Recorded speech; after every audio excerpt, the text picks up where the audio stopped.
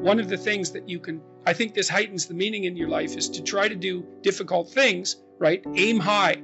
Don't aim so damn high you can't manage it, and make sure you break down your aims into reasonably attainable sub-goals, but you want to aim high, and then you want to see how hyper efficient you can get. That's a great thing to do in your early 20s, is to see, okay, like discipline yourself, think, okay, how much work can I do if I load myself right to the maximum? How far can I work? How hard can I work until I exhaust myself? And then you back off, obviously, because the optimal amount of working, productive engagement, let's say, is that which is sustainable across decades. So you have to learn that, but you don't learn that without stretching yourself to your limits to begin with. And if your life isn't everything it could be, and if you're suffering from an excess of meaninglessness, well, it means you're not oriented in the world of chaos and order properly. It's like you could learn to discipline yourself. Figure out what it is that you need to do and that you want to do, and then see how efficient you can get.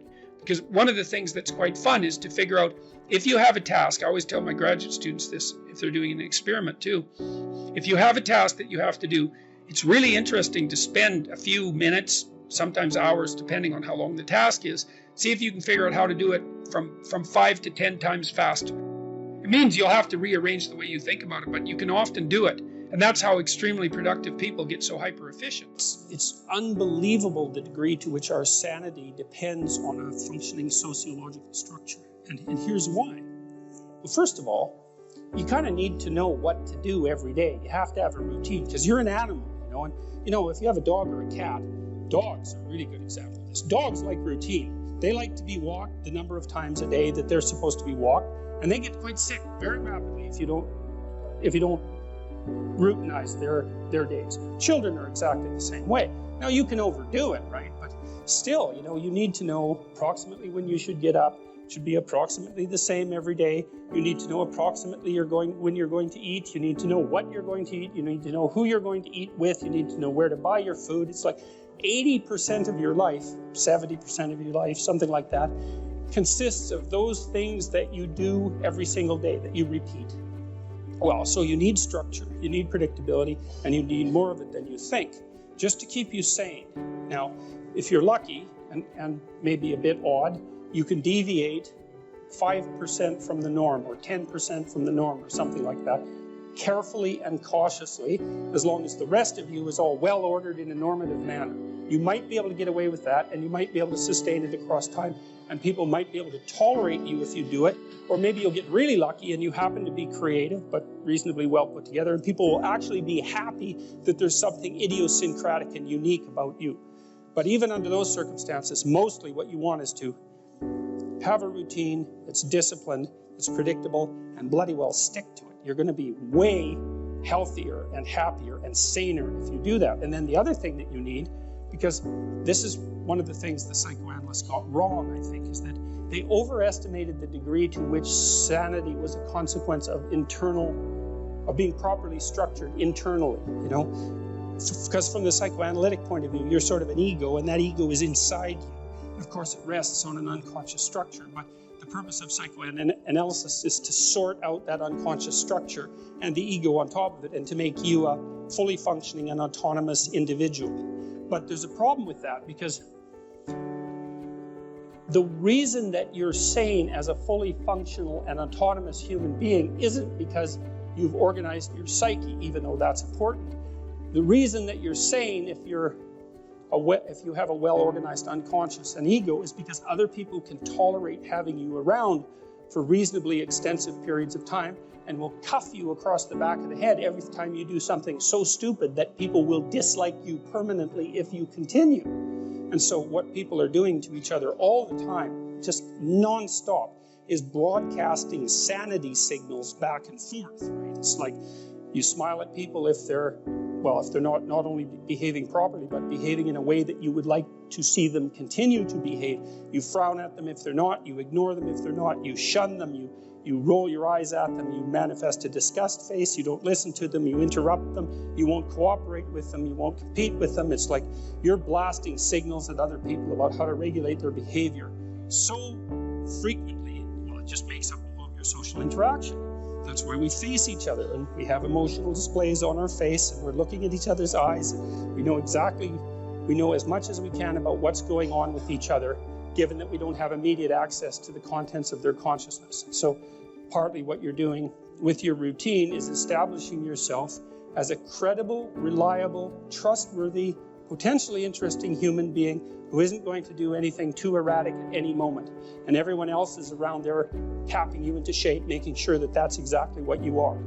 And that's how you stay sane. And so what happens to people too, if they don't have a routine and they get isolated, is they start to drift. And they drift badly because the world is too complicated for you to keep it organized all by yourself. You just cannot do it. So we outsource the problem of sanity. And it's very intelligent that we outsource the problem of sanity, because sanity is an impossibly complex problem. And so the way that we manage the incredibly complex problem is we have a very large number of brains working simultaneously on the problem all the time. Let's say I was dealing with a client, and maybe that was somebody who, say a man, 35 years old, he still lived at home. So he was too dependent. His room is a complete bloody catastrophe.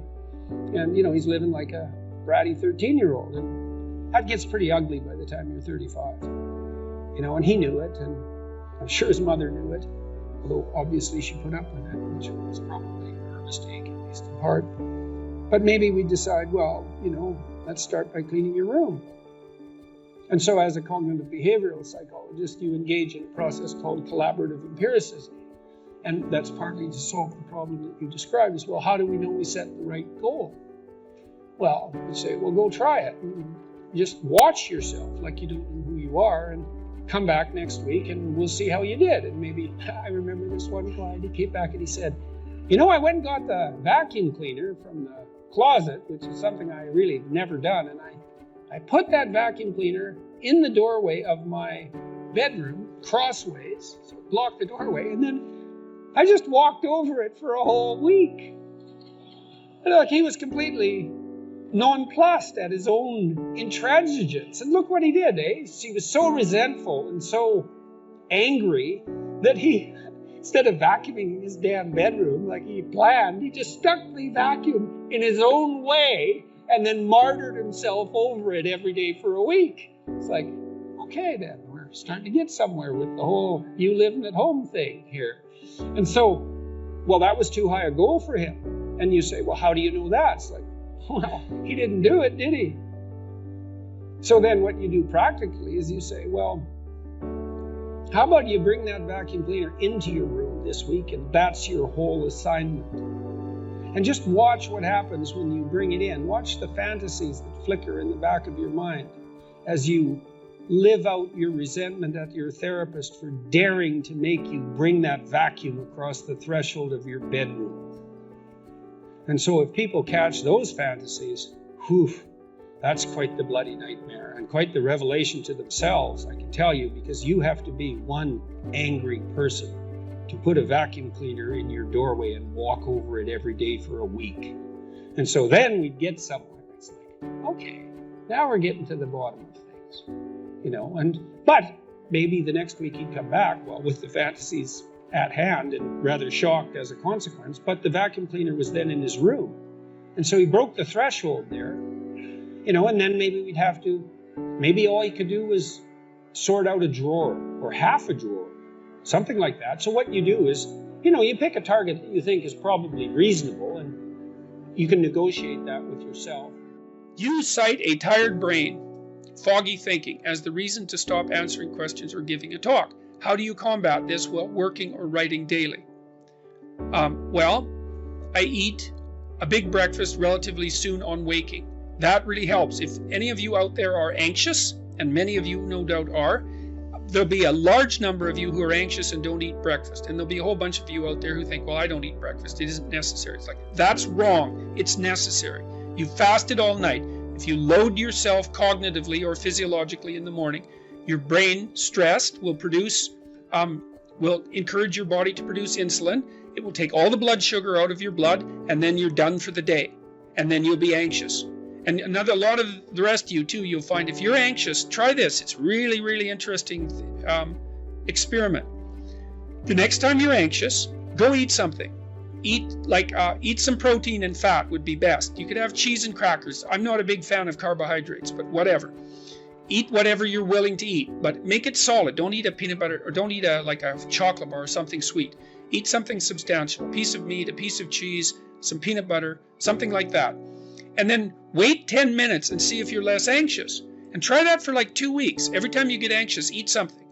Because then you can find out if your anxiety is linked to low blood sugar. And it's very likely that it is, especially if you also get irritable and foggy in your thinking.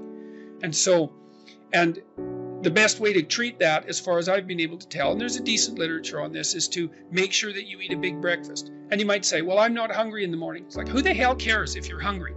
I didn't say enjoy your breakfast. I said eat it. That's not the same thing.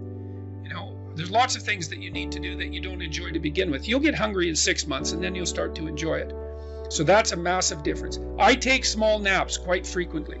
If I'm wiped out, I'll go have a nap for 10 minutes or 15 minutes. And then that helps quite a lot. I try to wake up on a fairly regular schedule. That's another thing I would really recommend for people whose lives are in disarray and who are anxious. Try to fix your wake time. Going when you sleep, that's not so important. So you can still, stay up late and have fun and all that. But getting up in the morning is really helpful. So, and you also have to figure out how much you can work or write. I can't write for more than about my sustainable maximum for writing is 3 hours a day. And if I push it past that, then, especially if I'm editing, I make mistakes when I'm editing, so that's counterproductive, and I can't sustain it across time. And so I don't really think you can do more than about 3 hours of extremely intense intellectual work a day. Although if you have a nap, you can stretch that, but I think at least I end up paying for it across time. So nap, make sure you eat, and make sure that you get enough sleep. So that's how I combat it and try to make myself hyper efficient.